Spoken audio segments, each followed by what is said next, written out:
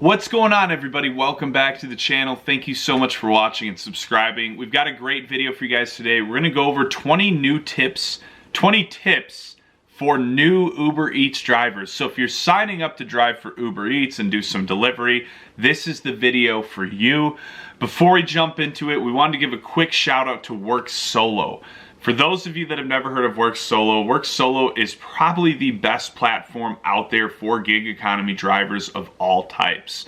What it gets you is guaranteed earnings daily based off of real driver data in your area.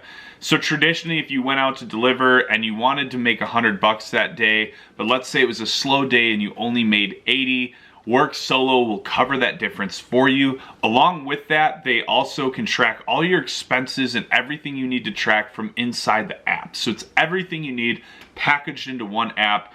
Best part is, for our listeners, you can get $10 just by signing up using the link in the description below and linking your Uber Eats account. So check that out, guys. Let's dive in. Alrighty, my number one piece of advice is buy a strong LED flashlight. When you're doing deliveries to apartments or even houses late at night, it's going to be really hard to see house numbers. So having a strong light on hand to shine on the mailbox or the building is going to be a massive game changer and allow you to do deliveries quicker. My next piece of advice is to buy a purified water bottle. They're usually anywhere from 20 to 50 bucks.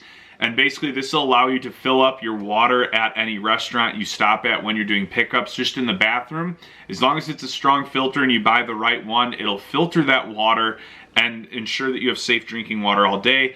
This is a big thing too, because you need to stay hydrated on this job. It's very easy to lose track of time and compromise your health.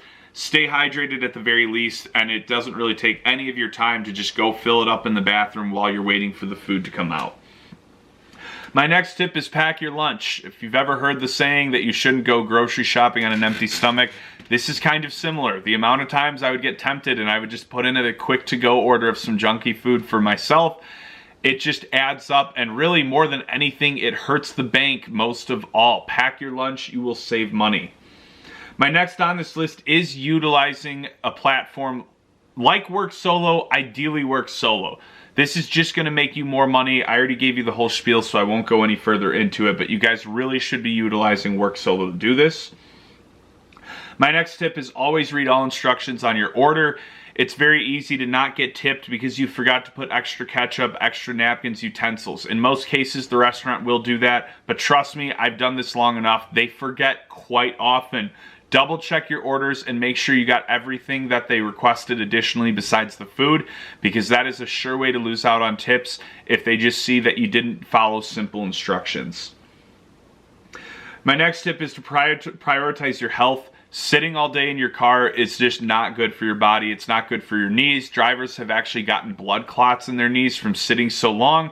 Try to just get some exercise day in and day out, and ideally cut out the soda and add some tea or something a little bit healthier to get your caffeine in each day, because I know that's the main thing we're all drinking while we're out there is caffeine. My next tip is utilize audiobooks or even some e-learning courses. Get some free education while you do this work, guys. There's no reason to jam out to music all day. You have a good opportunity to literally learn a new skill while you do this. Take advantage of it. My next tip is to buy a magnetic phone mount. That is the best thing to use if you're going to do this and you're looking for a reliable mount. I've paid probably 50 or 60 bucks for my mount, and it was one of the best decisions I made. It's nice to be able to pull your phone on and off with ease and not, unlatch the levers or rip it off. The suction mount from the windshield, those also leave marks on the windshield. The magnetic mounts are the way to go. My next tip is to buy spill-proof drink carriers, ideally a bigger one. This is really important because if you're picking up multiple drinks, usually the carrier they give you is not that sturdy. I spilled quite a few drinks on my orders that either resulted in me going back or just delivering half a drink, unfortunately, and getting a pretty bad rating. Get a good carrier. I promise it's a game changer as far as dropping those drinks off. My next tip is to dress presentable. I think it's really annoying when I order food and someone comes and they just look grungy. You're giving me my food. I want to feel like you're clean at the very least. Dressing relatively presentable, just a nice t-shirt and a good pair of jeans is totally fine. Just don't go up in sweatpants and a stained t-shirt, because that's going to make people question the cleanliness of you and the food that you delivered to them.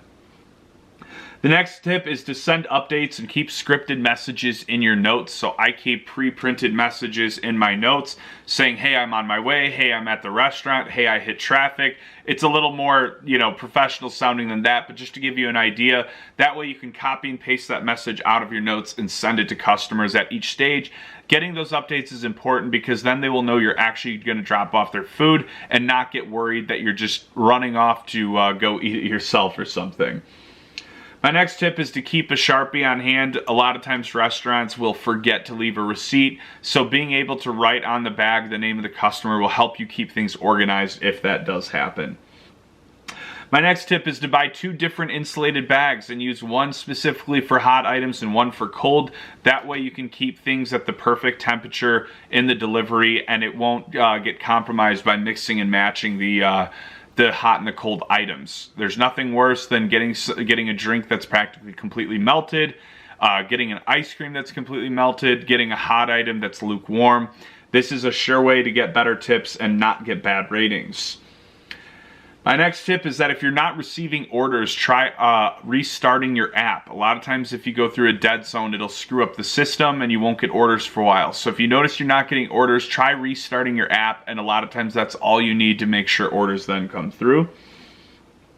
My next tip is to always go for orders above $7. Generally, anything below it isn't going to be worthwhile for delivering. Always aim for $7 plus. On that same note, our next tip is to don't worry about your acceptance rate. And this is kind of twofold. You can't just cancel everything, but you should be canceling quite a few orders that are cheap and below $7. Don't stress about your acceptance rate. It's really not that important, but you don't want to let it get crazy low. Just try to take only orders that are over $7, as I said.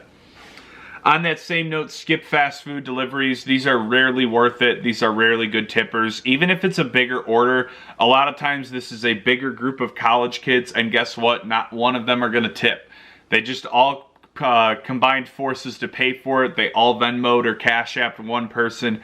That one person's not going to tip that entire order. Not a chance. They might throw you a few bucks, but usually the fast food orders aren't worth it, and at night, they're not even fast. You're usually just sitting in the line waiting or just sitting in the store waiting. I've had the worst experiences personally with delivering fast food specifically. My next tip is never wait near one restaurant. Even if it's a really busy restaurant, stay in areas with multiple restaurants. For whatever reason, this app will ping drivers that are 3 or 4 miles away, even if you're right next to it. So being in an area where you have a good chance of getting an order from a lot of different places is the best way to go about this. My next tip is delivering at the right times. This is generally 6 to 9 a.m., 11 to 1 p.m., 5 to 9 p.m., and then 10 p.m. and on weekends. Weekends can kind of be good all day. It just really depends. But usually stick to those hours and you'll be good to go. And my final tip is make sure you're maximizing all write-offs on this job that you're doing. This is the easiest way to ensure that you won't be owing a ton of money at the end of the year, but obviously consult an actual tax accountant about this, and they'll give you everything you need to make sure you have the right write-offs. Anyways, hope you guys enjoyed this video. Please like, share, comment, subscribe. Best of luck on your new journey out there delivering. Make sure you check out Work Solo, linked in the description below. You'll get $10 just for signing up and linking your Uber Eats account. Hope you guys enjoyed it. Stay safe out there more than anything, and stay tuned for more updates.